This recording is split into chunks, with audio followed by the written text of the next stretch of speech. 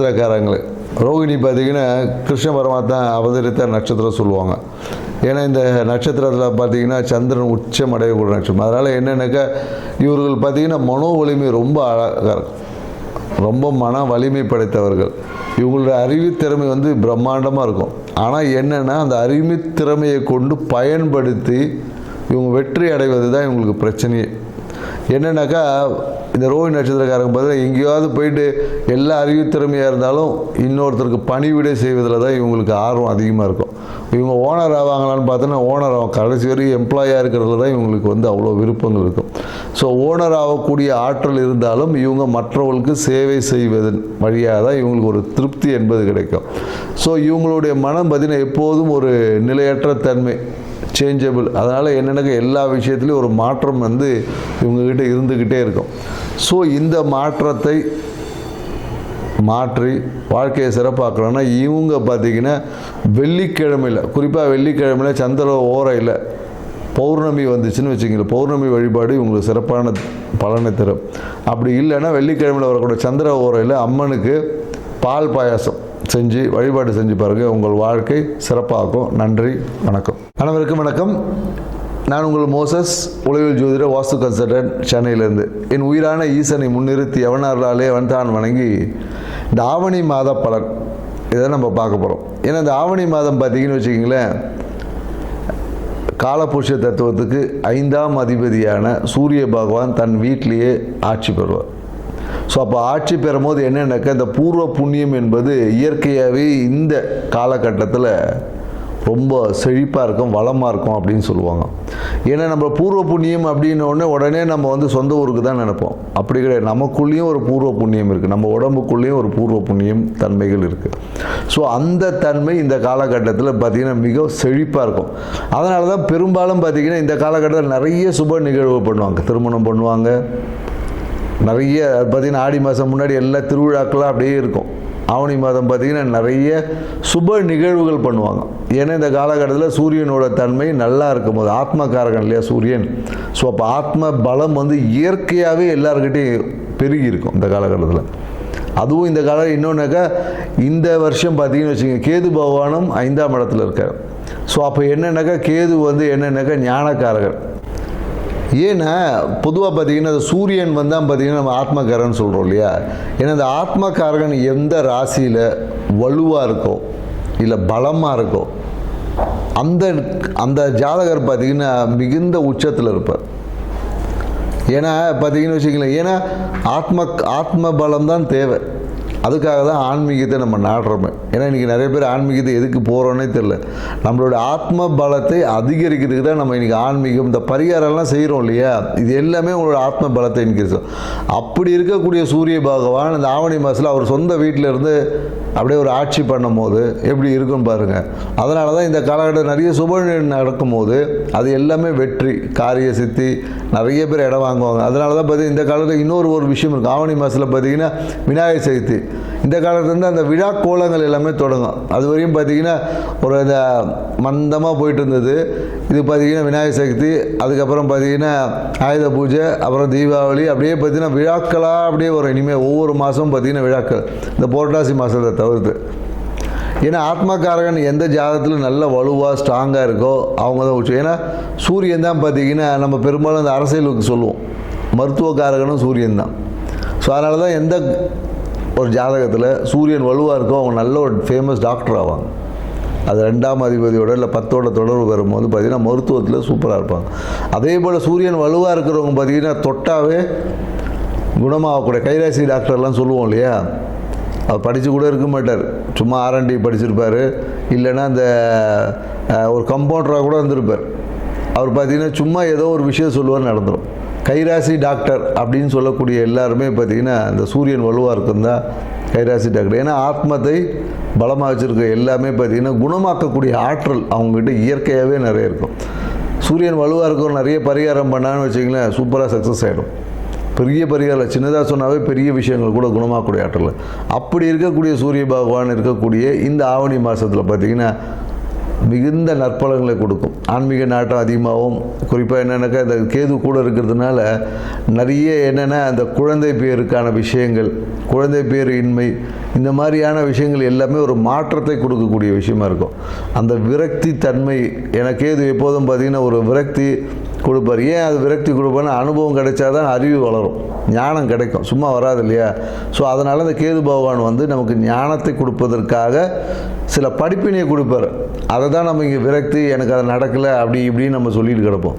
So இந்த தன்மைகள் உள்ள இந்த ஆவணி மாதத்தில் ஒவ்வொரு ராசிக்கும் என்ன மாதிரியான பலன்கள் கொடுக்க போகுது அப்படின்றத இந்த வீடியோவில் பார்க்க போகிறோம். வாங்க வீடியோக்குள்ளே போகலாம். ரிஷப ராசி. இப்போ ரிஷபராசி அன்பர்கள் பார்த்திங்கன்னா ராசி அதிபன சுக்கிர பகவான் பார்த்திங்கன்னா 3ஆம் இடத்தை சஞ்சரிக்கிறார். ஸோ இப்போ இந்த 3ஆம் இடத்துல இருக்கக்கூட நீங்கள் எடுத்த முயற்சிகள் எல்லாமே, குறிப்பாக இந்த காலகட்டத்தில் நிறைய விஷயங்கள் பார்த்திங்கன்னா படிப்பு சார்ந்த விஷயங்கள் எடுத்த முயற்சி, வருமானம் சார்ந்த முயற்சிகள் எல்லாமே இந்த காலகட்டத்தில் உங்களுக்கு நன்மையை தருமானா கண்டிப்பாக நன்மையை தரும். அதே போல் என்னென்னாக்கா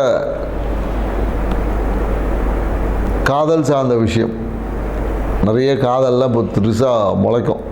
அது எங்கேருந்து வந்துச்சுன்னு தெரியும். இந்த காலகட்டத்தில் மனம் வந்து பார்த்திங்கன்னா ஒரு இனம் புரியாத ஒரு காதல் வயப்படும். ஸோ அதுக்கான வாய்ப்புகள் எல்லாமே இந்த காலகட்டத்தில் அதிகமாக இருக்குது. மேலும் எனக்கு சில பேர் நிறைய விஷயங்கள் பார்த்திங்கன்னா இந்த வீடு விஷயம், என்னடா இது முடியவே மாட்டேங்குது, வீடை மாற்றணும்னு நினச்சோம் முடியல, வீட்டை கட்டி முடிக்கலான்னு பார்த்தா ஏதோ ஒரு வீடு சார்ந்த விஷயத்தில் ஒரு விரக்தி இருந்துக்கிட்டே இருந்திருக்கும். அது எல்லாமே இந்த ஆவணி மாதத்தில் உங்களுக்கு சரியாயிடுமானா கண்டிப்பாக சரியாகும். மேலும் நிறைய பேருக்கு இந்த காலகட்டத்தில் ரிஷபராசிக்காரர்கள் பார்த்து அன்பருக்கு திருமணம் நிகழ்வு என்பது நடக்க வாய்ப்பு இருக்கு. எதிர்பாராத பணவரவு, திடீர் பணவரவு என்பது ரிஷபராசிக்காரருக்கு நடந்துட்டுருக்கு. எதிர்பார்த்தே இருக்க மாட்டேன், இன்றைக்கோ ஒரு இடத்துல ஏதோ ஒரு வேலை பார்த்துருப்போம், அந்த பணவரவு பார்த்தீங்கன்னா கூப்பிட்டு கொடுப்பாங்க இப்போ. ஆனால் பணம் உங்ககிட்ட நிற்குமான்றது தான் இங்கே கேள்விக்குறி. வந்த பணத்தை தற்காத்துக்கிறதுக்கு தான் பார்க்கணுமே தவிர, எந்த வேகத்தில் வந்துச்சு அதே வேகத்தில் பணம் பறந்துடும். ஸோ அதனால் கொஞ்சம் எச்சரிக்கையாக இருங்க. வந்த பணத்தை உடனடியாக உங்கள் வாழ்க்கை துணைக்கிட்டோ இல்லை வேறு ஏதாவது சுப பொருளாவோ வாங்கி, இல்லை கிடைக்க வேண்டிய கடனை அடைச்சிட்டு போய்டும். ஏன்னா வந்த பணம் ஜெட் வேகத்தில் ஏதோ ஒரு விஷயங்களுக்காக இல்லை ஏதோ ஒரு கடன் அடைக்கோ இல்லை மருத்துவ செலவாக கூட மாறிடும். அதனால் வந்த பணத்தை நல்ல சுப செலவாக மாற்றிக்கிறது உங்கள் கையில் தான் இருக்குது. மேலும் என்னென்னாக்கா இந்த காலகட்டத்தில் பார்த்திங்கன்னா குறிப்பாக ரிஷபராசிக்காரர் ஏற்கனவே காலில் இந்த கணுக்காலில் பாதத்தில் அடிபட்டிருக்குமான அடிப்படை வாய்ப்புகள் இருக்குது. அதனால தான் வெளியே எங்கேயாவது போகும்போது வாகனத்தில் பயணிக்கும் போது கொஞ்சம் கவனமாக போங்க. மனம் பார்த்திங்கன்னா கொஞ்சம் தூக்கமின்மையால் கொஞ்சம் அவதி விடும். தூக்கமின்மை, அலைச்சல், இந்த மாதிரியான விஷயங்களுக்காக, ஏன்னா சூழ்நிலைகள் வந்து அப்படி இருக்குது. சூழ்நிலைகளால் எங்கேயோ பயணம் பண்ணக்கூடிய சூழ்நிலைகள் ஏற்படும். அதனால் தூக்கமின்மை வருவதற்கான வாய்ப்பு இருக்குது. அலைச்சல் இருக்கும். எப்போதும் கொஞ்சம் மனம் பார்த்திங்கன்னா ஒரு உஷ்ணத்திலே இருக்கும். உஷ்ணம்னா எப்படின்னா மனதில் எண்ணெய் ஓட்டங்கள் வந்து அதிவேகமாக செயல்படும். ஸோ அதனால் நீங்கள் என்ன பண்ணணுன்னா முடிஞ்சால் ஒரு எண்ணெய் தேய்ச்சி குளிக்கிறது, இந்த மாதிரி பழக்கங்களை நம்ம விட்டுடும். ஸோ இந்த எண்ணெய் குளியலை வச்சுக்கிட்டிங்கன்னு வச்சுக்கிங்களேன், கொஞ்சம் மனம் என்பது அமைதி பெறும். அப்படி இல்லைன்னா ஒரு இளநியாவது வாங்கி குடிங்க. ஏன்னா இந்த காலகட்டத்தில் என்னென்னாக்கா ரத்தம் அதிகமாக சூடாக இருக்கும் போது மனம் வந்து அலைப்பாயும், ஒரு முடிவெடுக்க முடியாத ஒரு டிப்ரெஷன்ஸ். ஏன்னா நம்ம நிறைய பேர் அதெல்லாம் கொடுத்து சரி பண்ணுறோம். ஏன்னா மனம் அது செம்மையானால் மந்திரமே ஜெபிக்கணும். அப்போ மனசு நல்லா இருந்துச்சுன்னா வாழ்க்கையில் எல்லாமே நல்லாயிருக்கும். ஆனால் இந்த காலகட்டத்தில் உங்களுக்கு என்னென்னாக்கா மனம் வந்து அதிவேகமாக செயல்படும். ஓவர் கால்குலேட் பண்ணிகிட்டே உட்காந்துருப்பீங்க. ஸோ அதனால் ஏற்படக்கூடிய உபாதைகள் என்பது இருக்குது. ஸோ அதை கொஞ்சம் பார்த்துக்கணும். ஸோ குறிப்பாக இந்த காலத்தில் ரிஷபராசிக்காரங்க என்னென்னாக்கா இந்த கழுத்து நரம்பு, தோள்பட்டை வலி, இந்த மாதிரி ஏற்படுவதற்கான சாத்தியக்கூறுகள் அதிகமாக இருக்குது. ஸோ அதை கொஞ்சம் பார்த்து சரி பண்ணி, ஏன்னா இது எதனால் ஏற்படும்னா உங்கள் உடம்புல இருக்க நீர்த்தன்மை குறைவதால் ஏற்படும். இல்லைன்னா அதிகமாக யோசிக்கிறதுனால இந்த நிகழ்வுலாம் நடக்கும். மேலும் பார்த்திங்கன்னா தொழில் சார்ந்த விஷயத்தில் பார்த்திங்கன்னா நிறைய பேருக்கு இந்த காலத்தில் அந்த ஃபாரின் ஆர்டர் இல்லை தொழில் அபிவிருத்தி பண்ணக்கூடிய வாய்ப்புகள் எல்லாமே உருவாகும். யாரையும் நம்பி மட்டும் செய்யாதீங்க. நம்பி செஞ்சீங்கன்னா அது உங்களுக்கு லாபத்தை கொடுக்காது. ஸோ அதனால் நம்பி செய்வதை விட்டுவிட்டு உங்கள் மேலே இருக்க நம்பிக்கையோட, உங்கள் தொழில் மேலே இருக்கக்கூடிய கிளாரிட்டியோடு பண்ணுங்கள். அடுத்தவர்களை நம்பி செய்வது உங்களுக்கு தேவையற்ற வம்பு வழக்காக மாறிடும். அந்த விஷயத்தை செய்ய முடியாமல் போயிடும். ஸோ அதனால் தொழில் அபிவிருத்தி பண்ணும்போது உங்களுக்கு விரலுக்கேற்ற வீக்கம் அப்படின்னு தெரிஞ்சால் அதுக்கேற்றா போல் உங்களுடைய பலம் அறிந்து உங்கள் தொழில் அபிவிருத்திகளை நீங்கள் செய்வது தான் உங்களுக்கு சிறப்பான, இதான் உங்களுக்கு பரிகாரமே சொல்லணும்.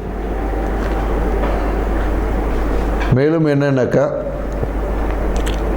மன மகிழ்ச்சிக்காக செய்த விஷயங்கள் எல்லாமே கொஞ்சம் இப்போ கெட்டும். லாபம் என்பது அந்த மாதிரி இருக்கும், வந்த வேகத்தில் போயிடும். ஸோ அதனால் நீங்கள் என்ன பண்ணலான்னா, இந்த காலகட்டம் லாபத்தை அனுபவிக்கக்கூடிய காலகட்டமான இல்லை. ஸோ இந்த காலகட்டம் எப்படின்னா ஹார்ட் ஒர்க் பண்ணக்கூடிய காலகட்டம். அதே போல் வேலை சார்ந்த விஷயத்தில் பார்த்திங்கன்னா ஒரு அழுத்தம் என்பது இருக்கும். வேலையில் ஒரு அழுத்தம் ஏற்படுமானா கண்டிப்பாக ஏற்படும். வேலையில் பார்த்திங்கன்னா இந்த காலகட்டத்தில் நிறைய சிறு என்ன சொல்லுவாங்க, சின்ன சின்ன எரர்ஸ்லாம் செய்வாங்க. இந்த வேலைக்காக வெளியூர் பயணம் எல்லாமே இந்த காலகட்டத்தில் இருக்குமானா இருக்கும். ஸோ அதனால் ரிஷபராசிக்கார் நாம் என்ன சொல்வது, மன அழுத்தத்தை குறைப்பதற்கான விஷயம் என்னவோ செய்யுங்க. மனதை அமைதியாக வச்சுட்டு இருந்தீங்கன்னாவே இந்த ஆவணி மாதம் உங்களுக்கு அற்புதத்தை கொடுக்கக்கூடிய ஆவணி மாதமாக மாறும். இதுக்கு பரிகாரமாக நம்ம என்ன சொல்லலாம் பார்த்தீங்கன்னு வச்சுக்கிங்களேன், வீட்டு பக்கத்தில் இருக்கக்கூடிய பெருமாள் கோயில் இருந்துச்சுன்னா அங்கே போயிட்டு மகாலட்சுமிக்கு தாயாருக்கு நீங்கள் தாமரை பூவில் ஒரு அர்ச்சனை பண்ணிவிட்டு, இல்லை தாமரை பூவை மாலை வாங்கி போட்டு, இல்லை முடியலைன்னா ஒரே ஒரு தாமரை பூவாது வச்சு நீங்கள் வழிபாடு செஞ்சுட்டு வந்தீங்கன்னா, குறிப்பாக இந்த வழிபாடு நீங்கள் திங்கட்கிழமையில் செய்வது சிறப்பு. திங்கட்கிழமையில் செஞ்சு பாருங்கள், உங்கள் வாழ்க்கை சிறப்பாக இருக்கும். பொருளாதாரம் அபரிவிதமாக மாறும். சூழல்கள் எல்லாமே உங்களுக்கு சாதகமாக மாறும். இதை செஞ்சு உங்கள் வாழ்க்கையை சிறப்பாக்கிக்கங்க. நன்றி, வணக்கம்.